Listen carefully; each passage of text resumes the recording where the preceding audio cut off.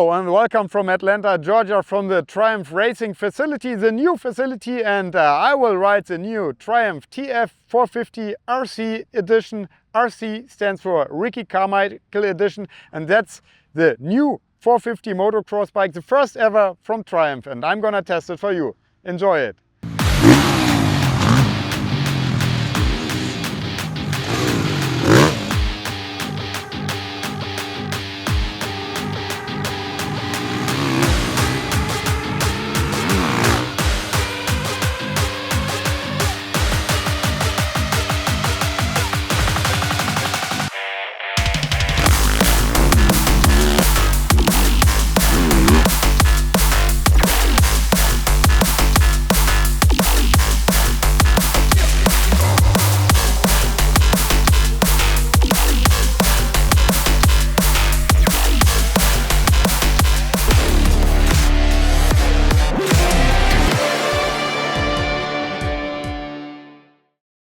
Triumph presents a new 450 motocross bike, and it's the RC edition, and it comes with a lot of special components that Ricky Carmichael prefers or are his sponsors. For example, ODI, handlebars and grips, Dunlop tires, Hinson, clutches and more.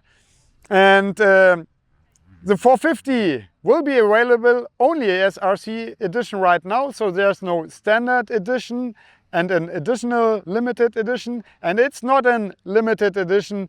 They produce enough bikes, so if you want to buy a 450 Triumph, you will be able to get one through one of the 350 dealers worldwide, and more dealers will come in the future.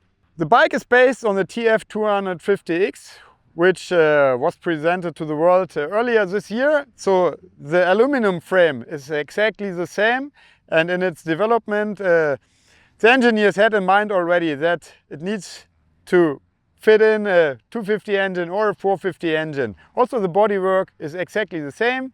The airbox on the 450 is a little bit bigger than on the 250, but the rest is exactly the same. So we have Brembo brakes, a Brembo hydraulic clutch, Galfa brake discs and more components.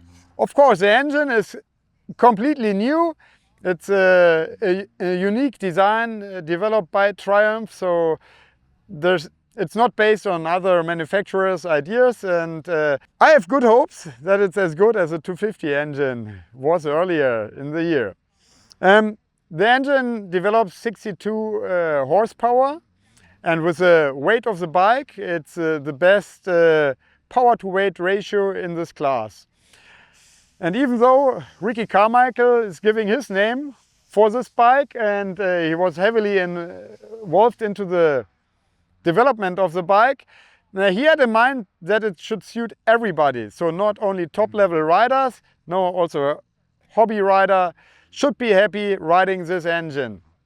With a lot of electronic riding devices like different mapping settings, traction control and more, you can fine-tune the engine characteristics to your needs.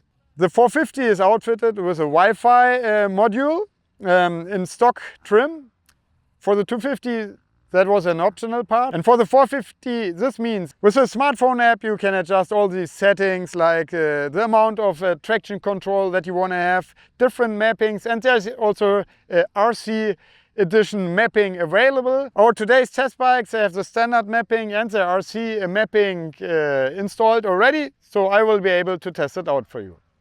With KYB suspension you do nothing wrong on the suspension side of things, and that's also the same that is in the 250. See, Ricky Carmichael, the GOAT of motocross and supercross. Ricky, it's a pleasure being back with Triumph and being back with you. So congratulations on your bike. Yes. And finally it's a 450. Yeah. And it comes out straight away as RC edition and only as RC edition. That's so right.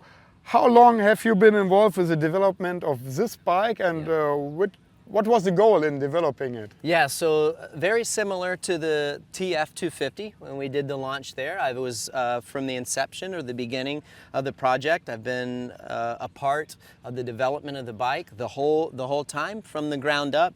The chassis, just kind of comparing it to the 250 to the 450, the chassis is the same. You guys know how involved I was with the build of the 250. A lot for the 450. So yes, some things that are different that I like about the RC Replica 450 is you have the Henson clutch cover. Been partners with Henson for a very, very long time.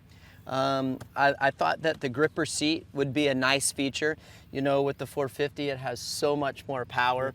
And I'm a little guy, so I always like start to slide off the back of the seat. So I thought that would be a nice touch to just give you more grip so you're not sliding back and you don't have to hold on quite as tight. You know, it has my personal number on here. We had to have that, and it has my signature. Of course, right? Yes. Signature and partners, you know, that I've worked with along my career. That we have their logo on the bike as well. We have my signature ODI handlebars that I love. The width of the handlebars are it's a bit narrower, right? Yes, a bit narrower. I felt like the turning was a little bit better, like especially like mid-sized riders, they have more leverage on the steering. I felt like it made this bike turn a little bit better, but we'll let people like yourself be the judge of that. Dunlop tires, as you know, I spent most of my professional career riding Dunlops. The production bike has Pirellis, but yeah, I'm a Dunlop guy. And it's a new Geomix MX 34. That's right. And that's I have a question about the rear tire, because it's in 110 and some manufacturers now switch to 120s. What was the reason for that? Yeah, I think just performance and how this bike and the design of this bike is. The 110 performed better in more areas, so that was super important for us. We were going back and forth, but 110 just seemed to fit this style of bike better, you know, based on how the chassis and the design is, and the swing arm linkage and all that fun stuff, all the details of the bike. That tire just worked better for this particular bike. Good question though, and I'm glad that you asked that. So we have the launch control as well. I think the 450s have so much torque and power, as you can imagine, so we had to put that on there as well. Perfect. Thank you very much for explaining it. And now I'm looking forward to ride even more on the bike and spend some laps with you as well. Well, I appreciate it. You know, a lot like the 250, the 450, I really do believe it's a very balanced bike. It does a lot of things well and doesn't do many things bad, which is important. I think that the power curve and the amount of power that it has and where the power is distributed is very rideable, and you're able to use the power. And I think that's a key to the 450s, you know, because 450s have so much power, as you know, and it's not really about making power as much as it is getting the power in the right spot. So I'm excited to hear what you guys think of it today. Last question about that, because I mentioned before the goal was to make the bike very rideable for a big range of riders. But we have the RC mapping we can put on. We have it on today's bike. So what can I expect? I can't tell you that because you need to evaluate it, right? So let's see. I hope you like it. I hope you like it. Okay, Yep. So I can tell you're smart. You're not telling me what I have to think before. That's right. That's right. You're doing the evaluation, and all I can say is that I hope you like it better. All right. Was there one more thing you wanted to point out? Well, I'm just thank you for all the support. It's kind of hard for me to talk about myself. You know, and so I'm very humbled by this opportunity, but I think for the first generation of Triumph in their off-road line, in the TF models, I think that they've done a real fantastic job across the board, not only 250 and 450. A quick one, let's talk about the racing. Okay. How happy are you with the 2024 season in the US and in the MX2 GP?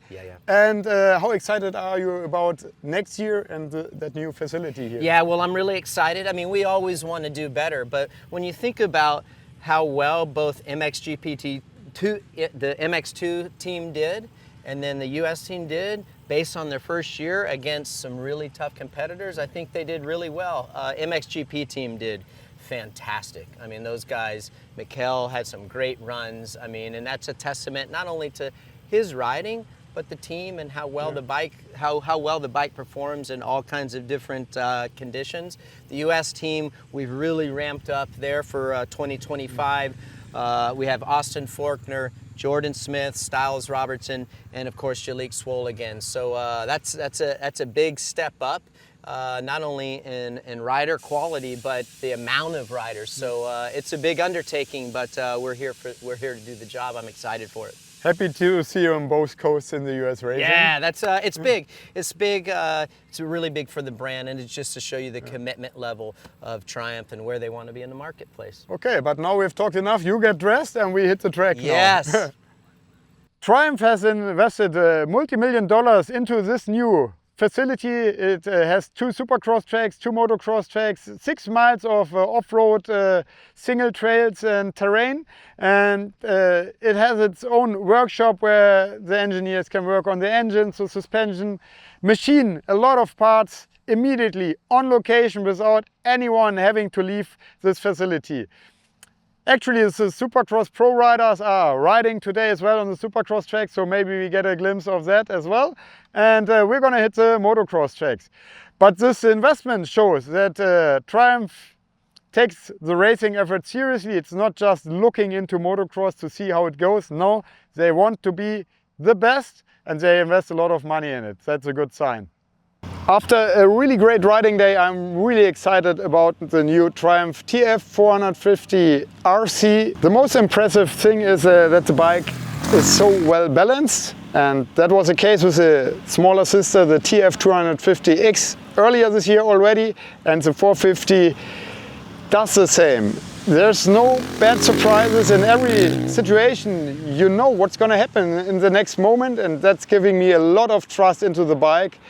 That's giving me the trust to push my limits and to go as fast and safe as possible. The chassis is great. It's exactly the same frame and it feels light. 450s often feel a bit heavy or big, let's say like this, if I get on it. Usually I don't ride 450s at home.